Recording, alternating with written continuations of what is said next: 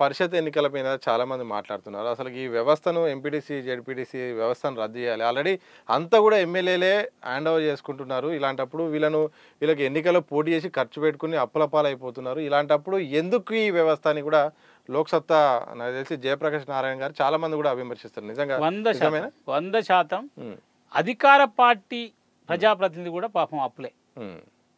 వాళ్ళేం రూపాయి సంపాదించుకున్నది లేదు. సంపాదించుకున్నటోడు లంగ పని వాడు వేరే, వాడు పదవిలో ఉన్నా సంపాదిస్తాడు, పదవిలో లేకున్నా సంపాదిస్తాడు. ఓ ఇసుక కొట్టాలనుకోరి, ఓ వైన్ షాప్ నడపాలనుకో, దానికి పదవి ఏమన్నా అదనంగా ఏమన్నా దానికి లాభం చేస్తుందా? అంటే సంపాదించేవాని దృక్పథం వేరు. కానీ అక్కడున్న ప్రజాప్రతినిధిగా ఆయన పని, ఆయనకు విధులు నిధులు అనేటివి లేవు. ఏ ప్రభుత్వం ఇస్తలేదు. ఇక్కడ 3 లక్షల కోట్ల బడ్జెట్ అని వీళ్ళు బడ్జెట్ ప్రవేశపెడతారు. దాన్ని అందరికి పంచాలి కదా.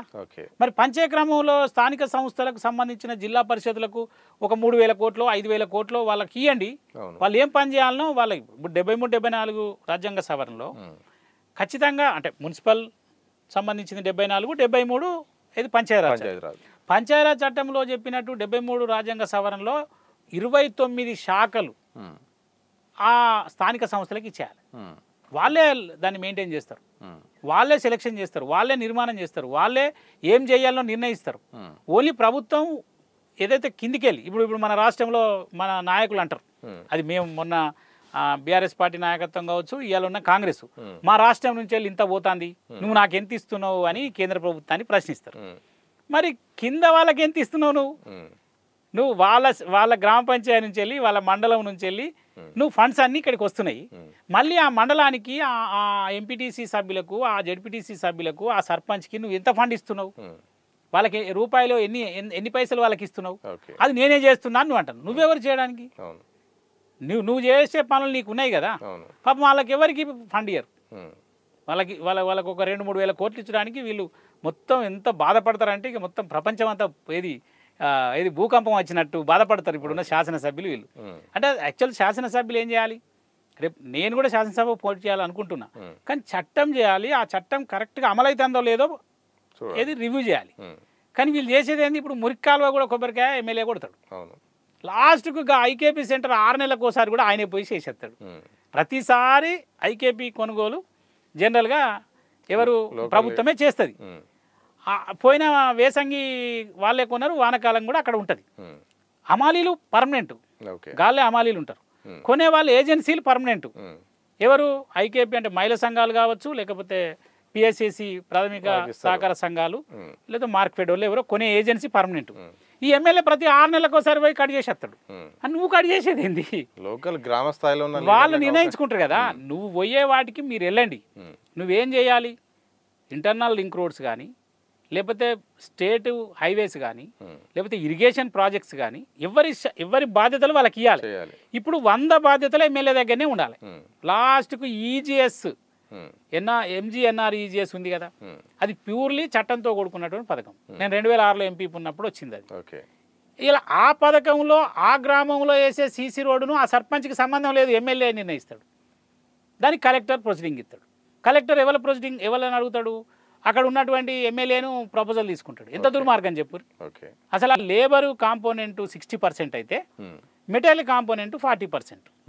అంటే లేబర్ ఏ గ్రామంలో పనిచేస్తారో ఆ గ్రామము, ఆ మండల యూనిటో లేకపోతే ఆ జిల్లా యూనిట్ కింద ఏది డెవలప్మెంట్ యాక్టివిటీ చేయాలి.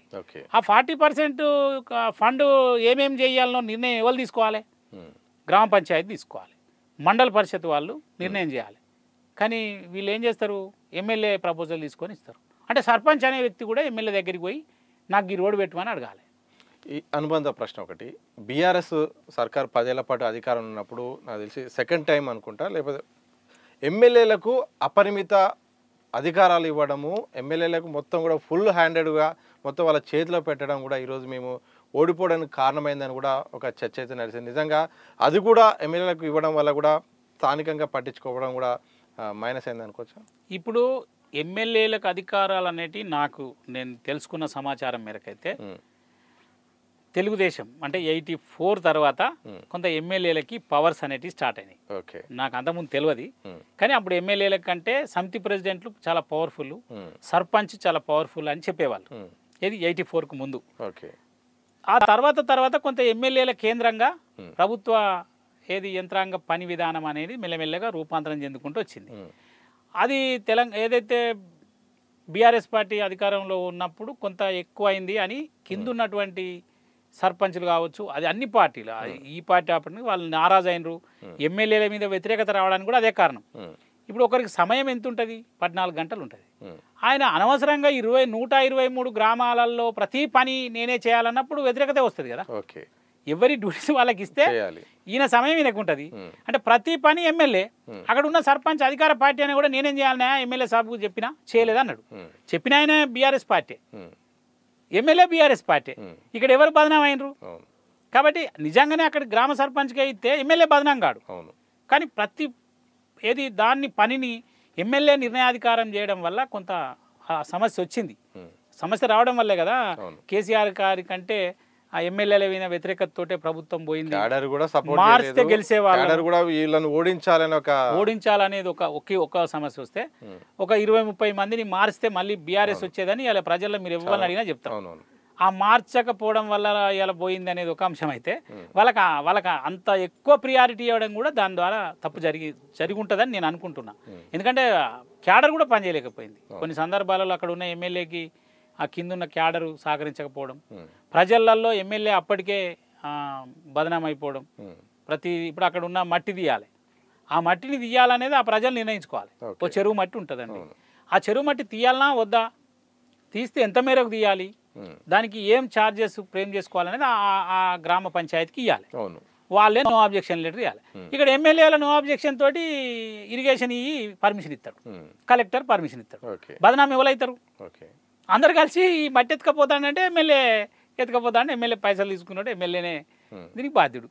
కాబట్టి ఇవన్నీ ఈ అనవసరమైన పవర్, అంటే ఈ పవర్ ఎక్కువ అయిపోయి కూడా నష్టం జరిగింది. ఈ చెక్ పవర్ ఉప సర్పంచ్కి ఇవ్వడం వల్ల కూడా సర్పంచ్ అధికారాలు చాలా ఇబ్బంది అయిపోయింది, గొడవలకు కారణమైందని బాగా విమర్శలు. అయితే చెక్ పవర్ విషయంలో నా పర్సనల్, అంటే నేను ఆ నిర్ణయాన్ని నేనేం వ్యతిరేకిస్తానని అనుకోవద్దు, ఆ స్థాయి నాకు లేదు.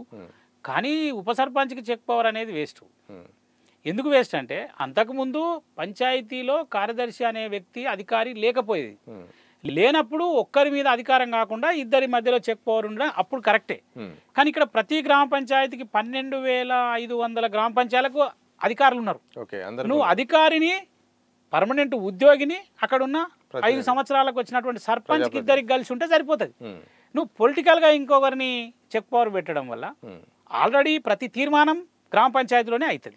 దానికి అధికారి అనుసంధానకర్తగా వ్యవహరిస్తాడు. మళ్ళీ చెక్కులో ఉప సర్పంచ్ చెక్ పవర్ తోటి అసలు అన్ని అనర్థాలే. అన్ని అనర్థాలు అంటే సర్పంచ్ పెడితే ఉప సర్పంచ్ పెట్టాడు, ఉప సర్పంచ్ ఏమంటాడు, ఆయనకేమి ఇచ్చినావో నాకేం చూడండి, నాకేంటి విషయం చెప్తున్నా. లేకపోతే ఆయననే బాగా రెస్పెక్ట్ చేస్తున్నావు, నా సంతకం కూడా కావాలి, నా సంగతి నాకు నువ్వు మర్యాద ఇయ్యలే, నమస్తే పెట్టలే, నా దగ్గరికి చెప్పలే, నాకు విషయం ముందు చెప్పవా, ఆయన ఒక్కడేనా అనే వరకు ప్యారలాల్ పొలిటికల్గా ఒక గ్రామంలో ఇద్దరు కలిసిన వాళ్ళ మధ్యలో కూడా ఈ ఇష్యూ స్టార్ట్ అవుతాయి. కాబట్టి ఉప సర్పంచ్కి చెక్ పవరు అధికారి ఉన్నాడు కాబట్టి అవసరం లేదు. అధికారి లేనప్పుడు అంతకుముందు బీఆర్ఎస్ ప్రభుత్వం కంటే ముందు అధికారులు లేరు. ఎందుకంటే 6-7 గ్రామాలకు ఒక సెక్రటరీ ఉంటుండే, అది విలేజ్ డెవలప్మెంట్ అధికారినో లేకపోతే అంతకుముందు ఇంకొక పేరు మీద ఉంటుండే. కింద పనిచేసే వాళ్ళు ఉంటుండే, కారోబార్ అని, బిల్ కలెక్టర్ అని. వీళ్ళు మనల్ని ఆ సర్పంచ్ని అంటే తప్పును ప్రశ్నించలేరు కదా. కాబట్టి ఇప్పుడు అధికారి ఉన్నాడు కాబట్టి నాకు తెలిసి ఉప సర్పంచ్ చెక్ పవర్ తీసేసి ఆ అధికారికి ఇస్తే, అధికారి ఏదైనా పర్మనెంట్ ఉద్యోగి కాబట్టి తప్పు చేయడానికి తక్కువ ఆస్కారం ఉంటుంది. ఈయన ఏదైనా తప్పు చేయడానికి ప్రయత్నం చేసినా ఆయన ఒప్పుకోడు. లేదు తప్పు చేస్తే ఈయన పనిష్మెంట్ అవుతాడో కాడో కానీ ముందు అధికారి అయితే అవుతాడు కదా.